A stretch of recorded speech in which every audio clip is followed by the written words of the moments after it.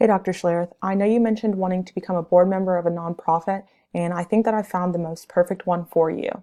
I know that bowl games are very close to your heart, and that's really where your expertise lies. But I think that this nonprofit that I found really gives you an opportunity to step outside of what you're used to and kind of embrace this new and fun nonprofit. And so the nonprofit that I found for you is the Michael Phelps Foundation. The Michael Phelps Foundation's mission is to promote water safety, healthy living, and the pursuit of dreams. And so we're going to get into detail about what it really means to promote water safety and healthy living and the pursuit of dreams a little bit later. But that is at the heart and core of what it means to be a member of the board of directors for this nonprofit. Some interesting facts to keep in mind when making your decision. The average cost for a swim lesson is $40 an hour. And on average, the average swim lesson is about 2 hours. So just kind of keeping that in mind for parents who have multiple children, also who don't necessarily have direct access to a pool and really rely on those recreation centers and youth camps and things like that to gain access, or just don't necessarily have it in their time and in their schedule to make a point to do that.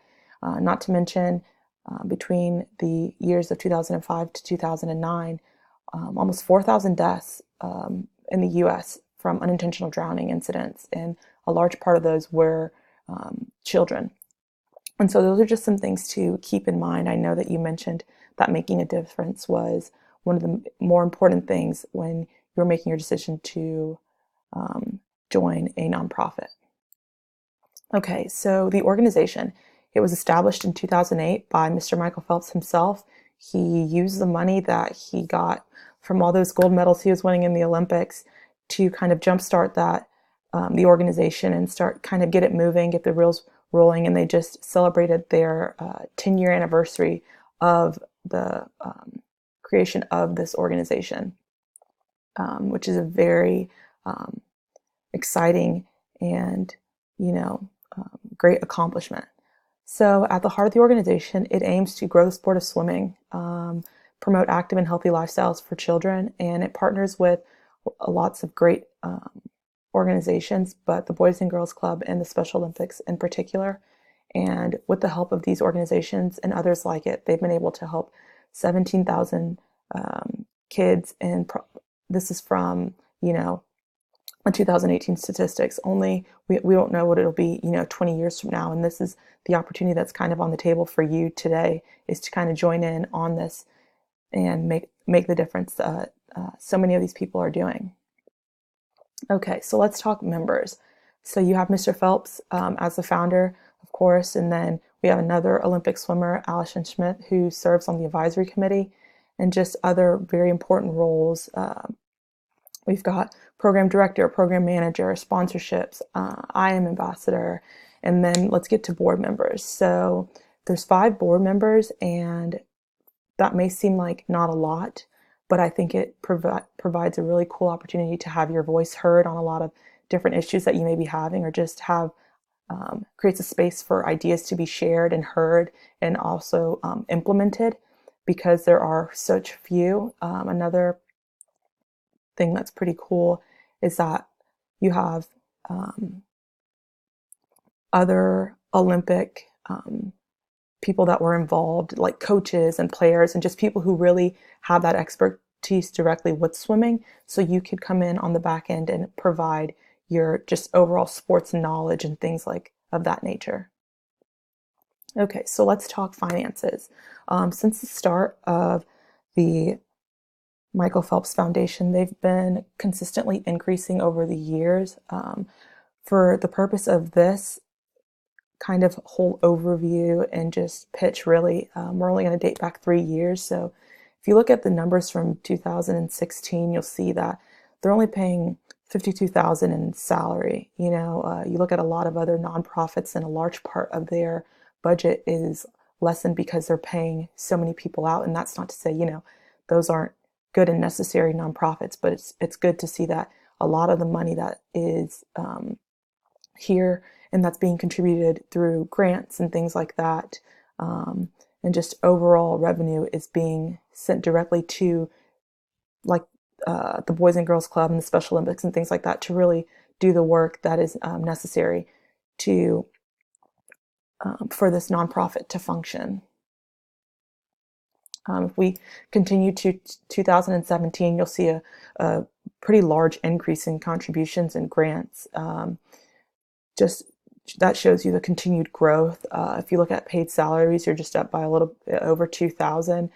Your gross receipts are also increasing. I think that just shows the growth and the support also of people for this foundation. It really does help to make a change and a difference in the lives of these kids that it's helping.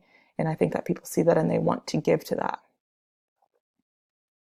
If we move on to 2018, just you can see the trend. It's just a consistent increase in just the numbers you want to see. Total expenses, it's costing more to run because it's costing more to travel to, because we're putting these programs and these grants and things like that in so many states and different areas. And so the travel costs and things of that nature are increasing as well, which kind of comes with the territory, as I'm sure that you know. Pay and salary, that's still pretty low, under 60,000.